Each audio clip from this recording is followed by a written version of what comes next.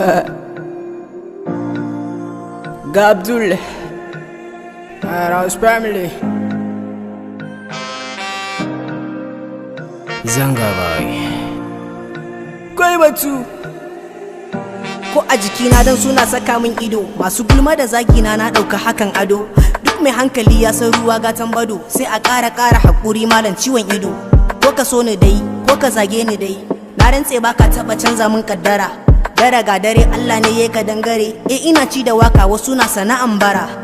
Lollipop na yi do in sifa ruwa na cup, baka bani ci baka bani sha, in magaru ba zan mutu baka sa in kai sha. Baka kera kai ba kuma ka busa rai, kai ma kamar ni kake a ci a sha a je masai. Da ni da kai dukkan muna laifuka, watakila bincika ka fini yawan shafuka. Yan sa ido ko ringa sa ido, ku ringa saka min ido. Yan sa ido ko ringa sa ido, magulmata gishirin zaman duniya.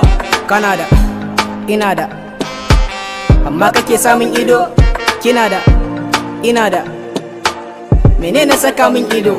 Ka kama rabbana ka kyale dan adam, wasu ko halal kake ci sai sun kira ta haram. Suna nan a tare dan hadarin su yafi bom, lokaci suke jira ka samu sai su maka gom. Dan zama dan sarki gomman zauna lafiya, na gaida magulmata gishirin zaman duniya.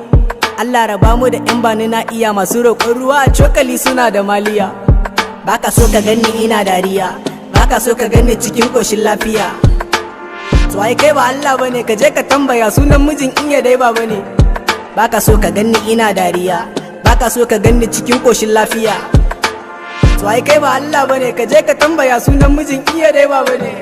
Yan sa ido ku ringa sa ido, ku ringa saka min ido.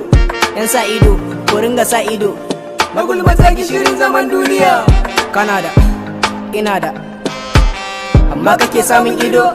Kina da ina da, menene saka min ido? Ga Abdul